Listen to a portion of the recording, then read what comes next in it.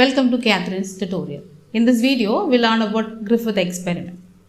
There are two types of nucleic acids in every organism. It is deoxyribonucleic acid and ribonucleic acid. That is, in short form, we used to call them as DNA and RNA. DNA carries information. Most of the genetic informations are stored in DNA. In some of the organisms like riboviruses, they have RNA as genetic material. So DNA, higher organism like human beings, the DNA carries the information, but most of the functions, that is catalytic functions, are done by the RNA, in the metabolism, protein synthesis and everything. So in some group of organism, DNA is genetic material. In some group of organism like riboviruses, RNA is genetic material. Okay, but we'll just see this Griffith experiment in detail. This experiment was done to explain whether DNA carries information or protein carries the information from parent to the offspring. Okay, so Griffith conducted experiment in the year 1928. He conducted experiment with an organism known as Streptococcus pneumoniae. Streptococcus pneumoniae. This Streptococcus pneumoniae causes lung infections in mice and it results in death of organism. And this Streptococcus pneumoniae, Griffith observed that the Streptococcus pneumoniae are present in two different strains, or they exhibit two different forms. One strain is known as R strain, another one is named as S strain. R strain is also known as rough. That is why the word letter R stands for that only. And the smooth strain with the name only, it has got the name.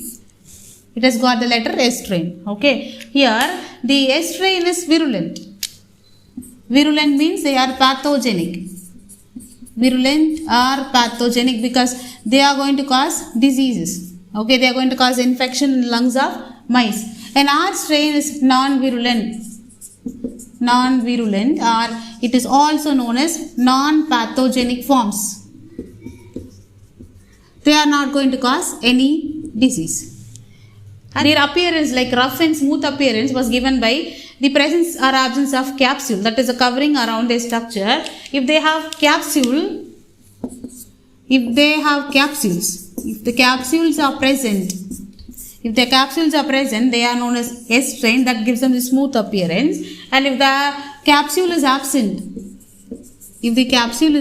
that gives them the rough appearance. Okay, so he found two types of strains, R strain and S strain. R is a non-virulent form where it is not going to cause any infection, but S strain is the virulent form, will cause infection to the lungs and it results in death of organism. And actually he took three strains of Streptococcus pneumoniae in S strain. It is named as S1, S2 and S3. The same way he took R1, R2, R3 strains for his experiment. Now we'll move on to his experiment, what he has done. Okay, it is very simple. Okay, like the experimental organism what he has taken is mice. Okay, and he has taken Streptococcal pneumoniae. One is rough strain, another one is smooth strain. Okay, imagine in first set of experiments he injected R strain, that is the Streptococcal pneumoniae, which are non-virulent, which is not going to cause any infection,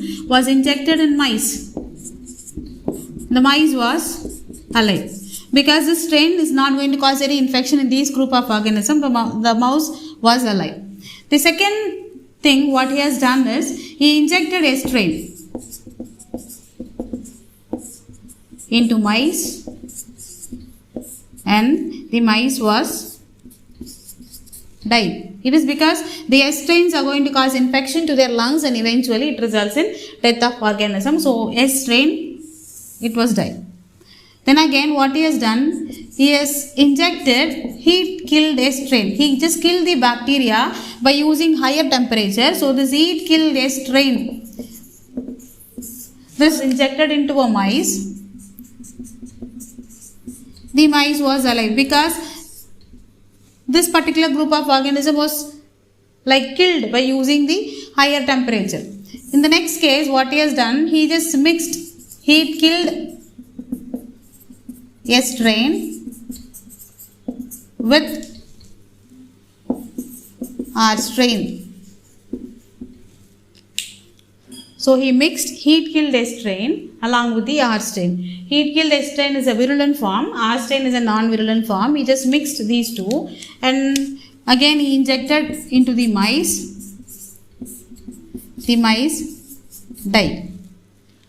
So what they have to find out, okay, what component has made this mice to die. Okay, when they have analyzed the tissues of these mice, when they have analyzed the tissues of these mice which was died because of injecting heat-killed S strain and R strain, they found alive S strains.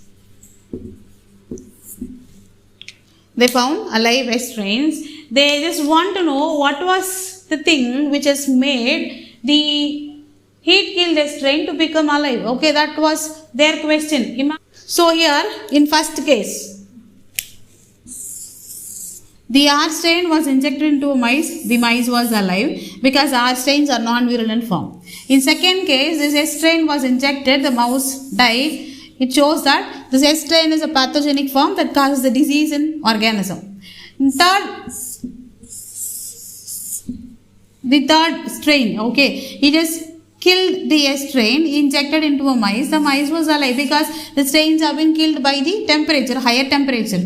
But in fourth component or the fourth case, he just mixed heat-killed S strain with the R strain. He injected into a mice, but the mice was died. Okay, it is when they tested the tissues of these dead mice, they found that there are some alive S strains are present. Okay, but here Griffith doesn't give any clear conclusion about how the mice was died and what has happened. What was happened when we mix this heat-killed S strain with the R strain, he just came to a conclusion that there is something known as transforming principle. Okay, so transforming principle. What is transforming principle?